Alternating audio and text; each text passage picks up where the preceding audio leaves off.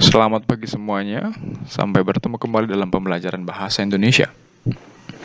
Pada pertemuan kali ini, kita akan membahas tentang teks editorial. Sebelumnya, kita perlu membahas apa sih yang menjadi latar belakang ditulisnya teks editorial ini? Nah, sehari-hari dalam kehidupan kita banyak sekali terjadi permasalahan, fenomena, kejadian-kejadian yang mengundang perhatian halayak ataupun orang banyak.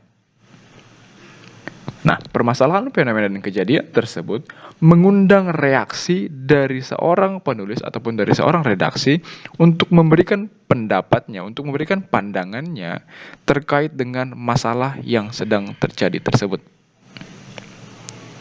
Tujuannya apa? Agar pembaca juga tahu, agar pembaca juga mengerti apa duduk perkara, kemudian apa permasalahan yang sedang terjadi tersebut. Nah, pada pertemuan kali ini ada 3 hal penting yang akan kita pelajari.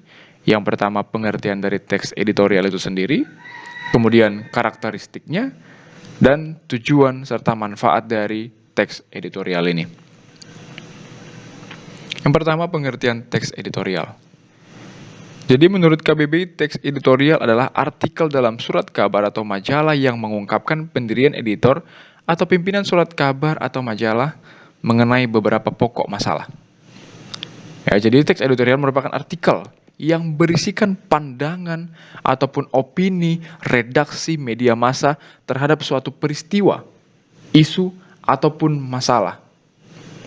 Masalah atau isu yang biasanya diangkat baik terdiri atas masalah politik, masalah sosial, masalah ekonomi, dan lain sebagainya.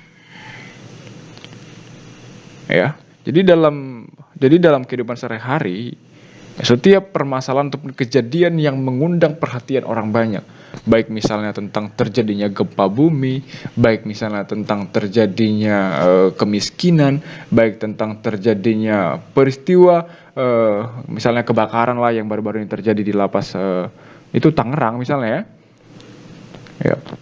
Kejadian tersebut mengundang reaksi atau pandangan terkait duduk perkara dari masalah tersebut dan berisi kritik-kritik dan juga solusi yang diberikan oleh si penulis terhadap masalah yang sedang terjadi. Jadi masalah tersebut memunculkan reaksi dari seorang penulis untuk menuliskannya dalam sebuah teks editorial. Nah, berikutnya apa sih karakteristik ataupun ciri-ciri dari teks editorial?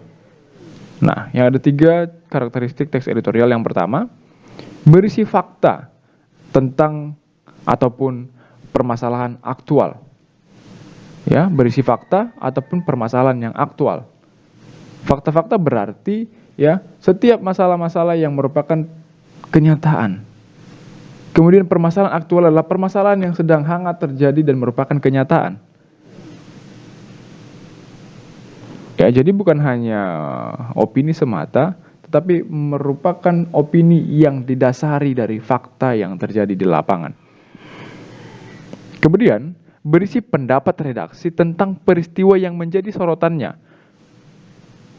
Pendapat tersebut berupa kritik, kemudian penilaian, harapan, maupun saran-saran daripada si penulis. Kemudian yang ketiga, terkandung solusi redaksi media yang bersangkutan terhadap suatu permasalahan, mungkin juga berupa simpulan atau juga sejumlah saran. Nah, jadi penulis dalam menuliskan teks editorial bukan hanya memberikan pendapatnya semata, bukan hanya memberikan pandangannya semata, bukan hanya mengkritik, namun juga memberikan solusi berupa simpulan dan sejumlah saran terkait dengan permasalahan atau isu yang sedang hangat terjadi. Nah, jadi ketiga ini adalah ciri-ciri umum yang terdapat dalam sebuah teks editorial. Lalu apa sih tujuan dan manfaat ditulis teks editorial? Nah, tujuannya ada 3 juga. Yang pertama, mengajak pembaca untuk ikut berpikir dalam masalah atau isu atau topik yang sedang hangat terjadi di kehidupan sekitar. Yang kedua, memberikan pandangan kepada pembaca tentang isu yang sedang berkembang. Dan ketiga, teks editorial memberi informasi kepada pembaca untuk merangsang pemikiran dan terkadang mampu menggerakkan pembaca untuk bertindak. Nah, jadi tujuan dan manfaatnya adalah mengajak si pembaca, ya, bukan hanya untuk membaca semata, tetapi diajak untuk berpikir tentang masalah yang terjadi. Ya, dari pandangan yang diberikan si penulis, ya, pembaca diajak untuk berpikir dan juga selain berpikir mampu mengajak pembaca untuk bertindak. Ya, jika ada masalah-masalah yang memunculkan reaksi, ya, maka si pembaca juga bereaksi, memberikan pendapatnya juga, memberikan opininya juga terhadap masalah yang sedang terjadi. Ya, jadi ketiga inilah tujuan dan manfaat dari teks editorial. Nah, jadi ketiga hal penting ini terkait dengan pengertian, karakteristik, tujuan, hal yang perlu kita pelajari dulu terkait dengan teks editorial ini. Ya, untuk pertemuan berikutnya kita akan mempelajari tentang struktur dan kaidah kebahasaan dari teks editorial. Nah, untuk menutup pertemuan ini, saya memiliki pertanyaan kepada kalian yang perlu kalian jawab dalam kolom komentar. Ya, apa-apa saja isu atau masalah terkini. Ingat ya, terkini. Terkini mungkin dalam minggu-minggu ini, ya, dalam rentang waktu mungkin dari 1 Oktober sampai dengan tanggal 7 Oktober ini. Ya, apa saja isu atau permasalahan terkini, ya, yang sedang terjadi di dunia, ya, secara umum dan terkhusus yang terjadi di Indonesia, yang sedang menjadi pembicaraan orang banyak.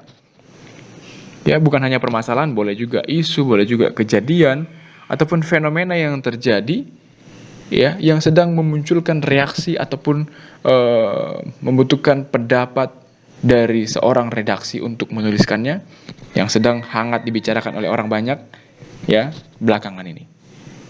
Ya, silakan tuliskan di kolom komentar apa peristiwa tersebut, ya. Kemudian nanti saya akan melihat dan memeriksa satu persatu dari siswa-siswa di kelas ini.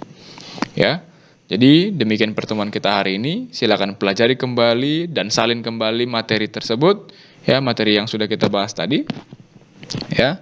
Dan silakan Anda pahami. Jika ada pertanyaan, silakan sampaikan di kolom komentar, ya, ataupun lewat grup WhatsApp kelas kita.